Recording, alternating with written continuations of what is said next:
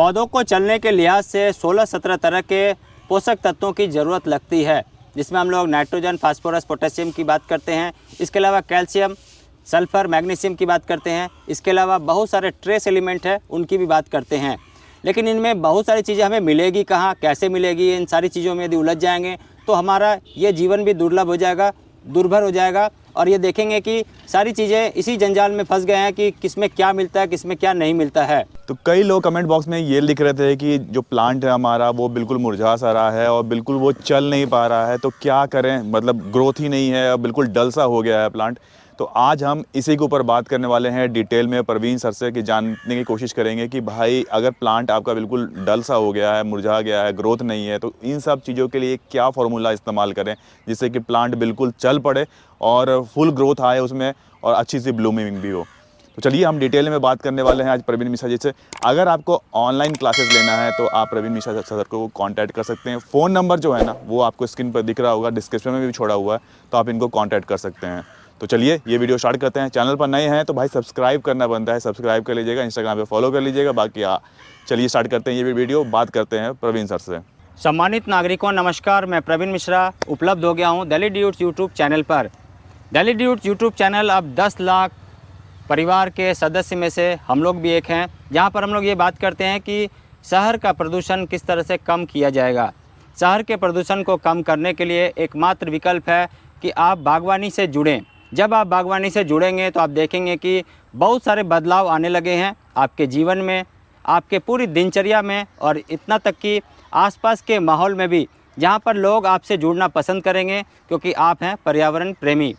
आइए बात करते हैं कि हमारे पास जब हमारे पुराने प्लांट्स हैं और वो यदि वो ख़राब हो रहे हैं या किसी कारण से अच्छे नहीं चल पा रहे हैं तो क्या कुछ किया जाए। प्लांट एक्टिवेशन फार्मूला ये लेकर आपके बीच उपस्थित हुआ हूँ, जिससे कि आपका प्लांट रिवाइव हो जाएगा, रिजुविनेट हो जाएगा और अच्छा चल निकलेगा। ऐसे ही विश्वास लेकर उपस्थित हुए हैं। बहुत सारी तरकीब को लेकर हम लोग आते हैं, इनमें से एक ये है प्लांट एक्टिवेशन फार्मूला। यदि आपका पौधा पहले से चल रहा है तो उसमें क्या कुछ करना चाहिए, इसी को लेकर आज की बातचीत अब चलेगी। शहरी क्षेत्र में ये बातचीत होती है कि हमारी बागवानी पहले से चल रही है और अब हम यदि बागवानी नया सीख रहे हैं या नए जगह जा रहे हैं, नया कुछ तरकीब भी सीख रहे हैं, तो पुराने प्लांट्स को क्या करना चाहिए। पुराने प्लांट्स को जैसे हैं वैसे ही अच्छे चलाने चाहिए। खास करके यदि हमारे पास एनुअल प्लांट है तो उनको बहुत ज़रूरी है देखभाल करने की, और समय रहते देखभाल करने की तो और ज़्यादा ज़रूरत है। समय इस तरह का हमें एक इंडिकेशन देता है, इस तरह का एक संकेत देता है, जहाँ पर जिस मौसम में जो पौधा चलने के लायक है, जैसे यदि गर्मी के समय में पौधा चलने के लायक है तो हमें वसंत ऋतु में इसकी तैयारी कर लेनी चाहिए। और इसी तरह से यदि हमारे पास बारिश के दिनों में, रेनी सीजन में पौधा चलने के लिए तैयार है तो प्री मानसून की सावर जब हो उस समय में हमें पौधों में ये एक्टिविटीज़ कर लेनी चाहिए। और ठीक इसके साथ साथ बात करते हैं कि सर्दियों के समय में यदि हमारा पौधा चलने वाला हो या सर्दियों के मौसम में फलने और फूलने का हो तो हम क्या करें। सर्दियों के मौसम में भी यदि है तो आप जब शारदीय नवरात्रे हो, सितंबर अक्टूबर का महीना हो, उस समय में ये आप तरकीब अपनाएंगे तो आप देखेंगे कि आपके पौधे बिल्कुल अच्छे चलने लगे हैं और बहुत सारा नया बदलाव भी आने लगा है। लेकिन इसके बावजूद भी यदि ऐसा मौसम नहीं है तो भी क्या करेंगे, इसी तरकीब पर अभी बातचीत चलेगी। हमारे पास यदि पहले से लगा हुआ कोई पौधा है, पुराना पौधा है, तो पुराने पौधों को क्या करना है, सबसे पहले हमने जो सॉइल पहले से बना रखा है उस सॉइल में से 10% तक सॉइल को इस तरह से गुड़ाई करने के 1 दिन के बाद निकाल देना है। इस सॉइल को निकाल देना है। यदि 10% तक हमने 2 मुट्ठी ऐसे निकाल दिया है तो ये निकाल कर रख देना है।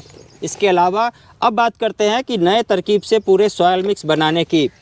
तरकीब यह है कि 10 किलो मिट्टी लेना है, 2.5 किलो नदी का रेत मिलाना है, 2.5 किलो तक मिक्स कंपोस्ट मिलाना है, 1 किलो नीम की खली मिलानी है, 1 किलो पत्तों का खाद मिलाना है, हल्दी, चूना और काली मिर्च 1 ग्राम प्रति किलो सॉइल मिक्स के दर से मिलाना है, और वहीं काली मिर्च 0.5 ग्राम प्रति किलो सॉइल मिक्स के दर से मिलाना है।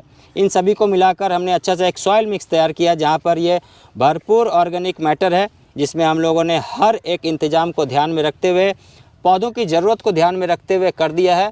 और यदि हमारे पास पौधे ऐसे चल रहे हैं तो 2 मुट्ठी यदि निकाला था तो ऐसे ही 2 मुट्ठी लगभग 10% तक हमें ऐड कर देना है पौधों को। ऐड करने के साथ साथ पौधों को इस तरह से हमें सपोर्ट देना है। जब भी पौधों का विकास होगा, सेंटर पोजीशन में यदि हमने इस तरह से थल्ला बनाकर सेट किया, जगह बनाया और पौधों को सपोर्ट दे दिया तो पौधे अच्छे चल निकलेंगे। पौधों को चलने के लिहाज से 16-17 तरह के पोषक तत्वों की ज़रूरत लगती है, जिसमें हम लोग नाइट्रोजन, फास्फोरस, पोटेशियम की बात करते हैं। इसके अलावा कैल्शियम, सल्फ़र, मैग्नीशियम की बात करते हैं। इसके अलावा बहुत सारे ट्रेस एलिमेंट हैं, उनकी भी बात करते हैं।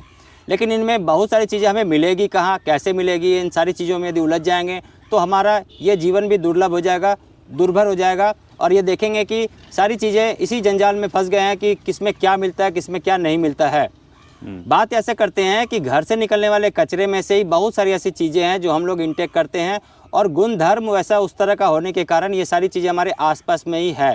तो सॉइल मिक्स में ये सारी चीज़ों का प्रोविज़न कर दिया गया है, जिसमें हम लोग ऑर्गेनिक मैटर को शामिल करते हैं। किचन वेस्ट के कंपोस्ट से लेकर नदी का रेत, इसके अलावा हल्दी, चूना, काली मिर्च, ये सारी चीज़ों को लेकर जब हम लोग सॉइल मिक्स बनाते हैं, साथ में नीम खली मिलाते हैं, पत्तों का खाद मिलाते हैं, तो सहायक, इसके साथ साथ मुख्य और गौण, ये तीनों पोषक तत्व तो हमारे साथ यहाँ पर मिल जाते हैं। लेकिन पौधे बहुत सारी चीज़ें ऐसी है जो मिट्टी से पहले से लेना शुरू करती है। माइक्रोबियल एक्टिविटीज़ के कारण ये सारा फंक्शन और सिस्टम होना शुरू हो जाता है, जहाँ पर जड़ तक पोषक तत्व यदि पहुँच जाए तो पौधे अच्छे चलने लगते हैं। इन सभी को लेकर हम लोग उपस्थित होते हैं। जब बात करते हैं तो ये देखते हैं कि कंटेनर गार्डनिंग में मौसम और माहौल बिल्कुल विपरीत होता है, जहाँ पर सर्दी, गर्मी और बारिश का प्रभाव बहुत ज़्यादा होता है और पौधों में वो बहुत सारी चीज़ें, एक्टिविटीज़ नहीं हो पाती है। इस वजह से हम लोग और भी बहुत कुछ मिलाते हैं, और वो है घर से निकलने वाले कचरे में से लिक्विड बनाकर। और ये लिक्विड 60 दिन के बाद डिकम्पोज होने के बाद बहुत ही अच्छा इम्पैक्ट डालता है पौधों में, और जल्दी से पौधे रिएक्शन में आते हैं और पौधे बिल्कुल अच्छे बढ़वार भी ले लेते हैं। तो आइए देखते हैं कि ये कैसे मिलाना चाहिए।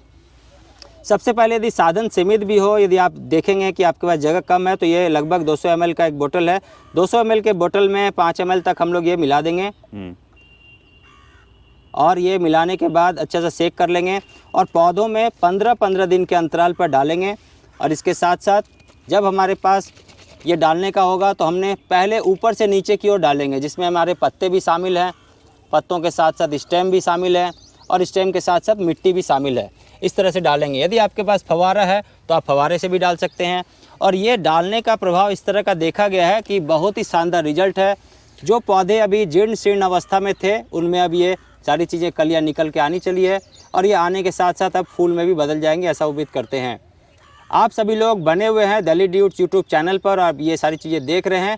आप देखने के साथ साथ ये एक्सपेरिमेंट भी ज़रूर से कीजिए, और यदि रिजल्ट आए तो हमें भी ज़रूर से बताइए।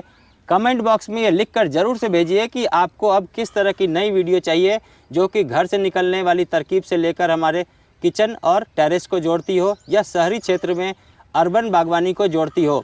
हम लोग इस पर प्रयास करेंगे और आपके समक्ष पुनः नई जानकारी लेकर उपस्थित हो जाएंगे। आप सभी का बहुत धन्यवाद। पुनः मिलेंगे नई जानकारी के साथ, तब तक बहुत ध्यान से रहिएगा। Thank you very much, take care, नमस्कार। नमस्कार।